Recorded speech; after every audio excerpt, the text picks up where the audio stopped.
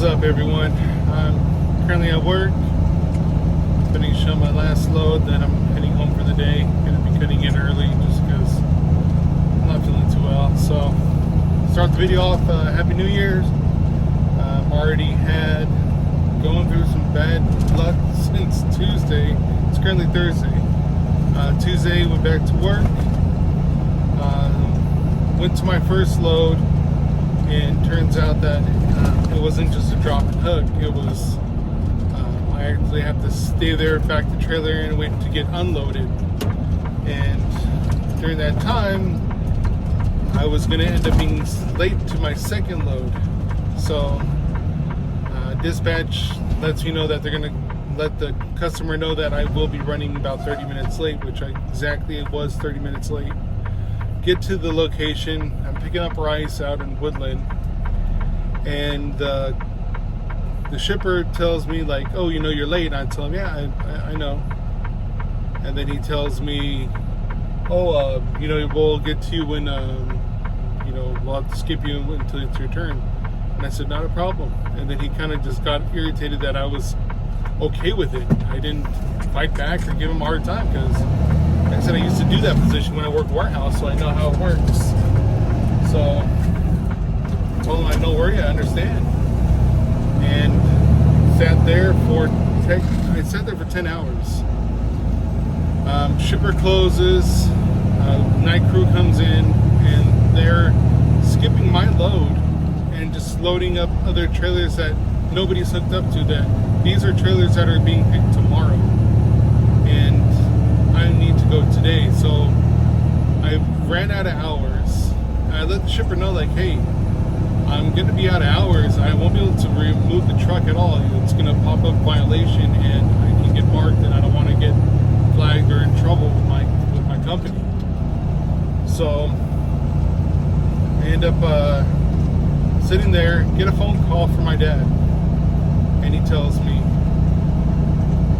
someone just hit us. And I'm like, oh shit. And my dad and my dad's the type where he panics when something happens. He doesn't know how to control and stay cool. Like, when things come down to it, you got to be able to just take it out as it is and evaluate the problem and get things done right away. There's no time to panic. And my dad is not like that. So he's panicking. My mom is all panicking too. They're trying to tell him, and I'm yelling at them saying, you know, stop fucking yelling in the phone, panicking, shut the fuck up, and do what I say. Get his information, get his license plate number, call the police. My dad's 85. My mom is, I believe she's in her 70s. I don't even know my stepmom's age. And they both don't know what to do. And the gentleman end up, I can hear him on the phone, like, oh, are you guys okay? And then after that, supposedly he just takes off and says, oh, I have to take my wife to the hospital. Nothing's wrong with their car. They damaged, you know, my dad's car. They're in a black SUV, probably coming from Conway and shit, out in Stockton on the south side. And so I'm here, stuck at the shipper, can't get there, can't help them, can't do anything. There's nothing I can do. So luckily my niece comes through. My dad drives the car home, and he says, oh, the back wheel's rubbing. Yeah, the whole back end's jacked, the driver's side. And then after that, I'm still working. I finally get rescued. Someone brings me back into Stockton. Total work day was 18 hours and 30 minutes of a work day, and I didn't make shit. So that's what kind of made me upset, because for 18 hours of work, we calculated to only being paid $23 an hour, and I was just, that shit pissed me off. It was raining, it was all bad, and then I get back into the yard, and somebody leaves trash stuffed into my hood on my front windshield. And it's paperwork, and it's raining, so everything's all soggy, and I'm like grabbing it, pulling it out, throwing it away. I pull my car to the office, I tell the management, which is our dispatch, what's going on, and his response was, maybe you shouldn't be driving that car to work. maybe I shouldn't be driving that car. Are you fucking kidding me, dog?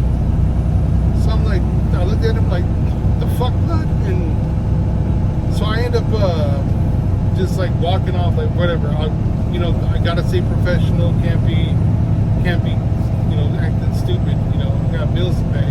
I actually got things to lose now. And so I wait, whatever, let it cool down.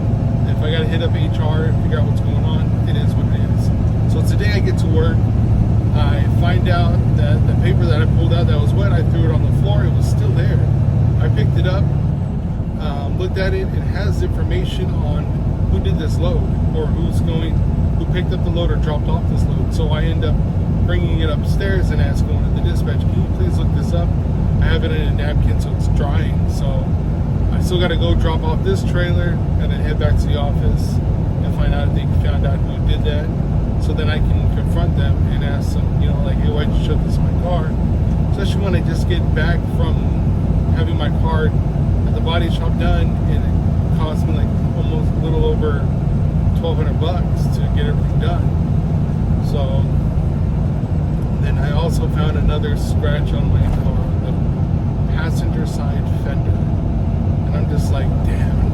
I'm like, it's like nonstop. I get hated ever since I bought this Lexus, my dream VIP car from my boy John. I've been having nothing but just hate, and it's not bad luck. It's just hate. People just hating. Like, bro, like I keep to myself. I don't do shit. If I go to a car meet, I just stay. I videotape, show you guys exactly what I do. I sit in my car. If I don't know about it, it's kind of just keep to myself. Excuse me. And that's just how I am. I'm just, a lot of things are not the same anymore. So I keep to myself. I'm not trying to get caught up in any situation. So that's why I'm just like a little, I'm like upset. Like, this is bull. Like, really? So the whole day was just from the beginning at 2 a.m. in the morning all the way until I got home at 9 o'clock. So I'm like, dude, this is crazy. I worked a long ass shift to the point where when I got back to work and turned in my paperwork, the dispatch people were like, what are you doing here still? I'm like, I just got back. So now it's like I communicate with dispatch. I'm very keep everything professional. I keep everything, dot the I's, cross the T's. I don't play around. Like, I'm a square when it comes to work. I'm very professional. So, and that's why it's like you can't get nothing on me because I do everything by the book. If that's in the the company policy, I'm gonna follow it. I'm probably the only one in the company that actually does a speed limit. It's 55 in California. And it may take me hella long to get to my destination, but I'm not gonna speed. If I go fast, I'll maybe do 57, and that's, to me, I'm like, dude, I'm already maxing out. I'm ready to get pulled over for going 2 miles an hour. So that's technically how, this is my new year. This is how it's starting. The Toyota Avalon's in the body shop. That's my niece's boyfriend. He works for a body shop. He does amazing work as well. I would have loved to take it to Caesar, but they beat me to it and brought it over there. So MP Custom would have been the ideal place to take the car to. So I got to pay the deposit of deductible of $500 to see if the car is going to be fixed. If not, it's going to be salvaged out. And it sucks because I know I'm not going to get a lot of money as I did for my Toyota Tacoma. So my Toyota Tacoma, I got paid out $13,000. I bought the Avalon for $8,000. Everything's been up to date maintenance wise, and everything is flawless. Brand new tires, brand new brakes, full engine, everything. Just recently had the alternator changed out and a new battery. Everything is perfect. I love that car. I wanted to, when my parents weren't able to drive, I was going to give that car to my stepson. And then, like anything, I just drive for my parents wherever they need to go. But I was just bummed, like, dude, that's such a clean car. And my dad's been messing it up with scratches and parking, and it's been getting bad. And I just wanted to VIP that car out really bad, just because I'd never seen a Toyota Avalon VIP, and I can't even find lips or body kits for that car. So I think it'd be pretty awesome to kind of be the first, and we'll find out. I'm just waiting on the results of what they're gonna do. They're gonna salvage out the car, and if so, I know I'm not gonna get a lot back. And if that happens, I'm just gonna have to buy them. With the money, I'll have to buy them like a 4-door Civic or something. Just get an automatic 4-door EK or something, some kind of Civic, because it's not gonna work out. I mean, my dad shouldn't have been driving, shouldn't have been left the house, should have stayed home. So that's the 2024 for me so far, and I just hope nobody has to go through some hard times right off the beginning. So, and it sucks because I'm behind. I'm talking to my daughter.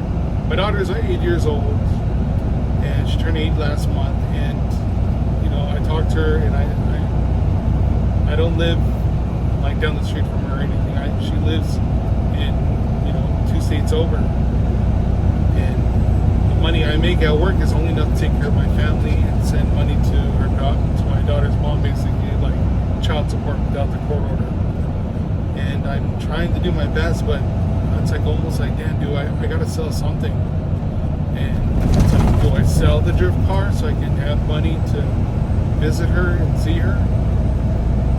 So I mean, I'm working overtime, and it's not enough. Like, trucking's so slow right now, and it's not the same where I can work 5 days, do a part-time gig on Saturdays, sell my merch, do what I gotta do, go to the flea market, flip some stuff, and be fine. I can do what I want. But now it's just like everything is slow. I need to find how to make some moves and stuff. But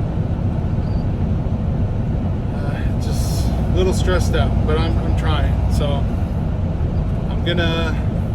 I'll upload this video once I get off of work, edit it, of course, and then I'll add all the little pictures and everything that's been going on. So I'll see you guys in the next video. Happy New Year. Be safe, drive safe, don't speed, stay away from those sideshow guys. I mean, it's not worth it, because those are the ones that are messing it up. That's why you don't see me drive the 240 no more, because cops out here in Stockton are looking for anything that's rear-wheel drive that could be something that's used for drifting and sliding. So that's why I don't drive the purple car no more. Keeps parked, covered, and basically it might just turn into Trailer Queen, where I just take it to the drift track or to a show.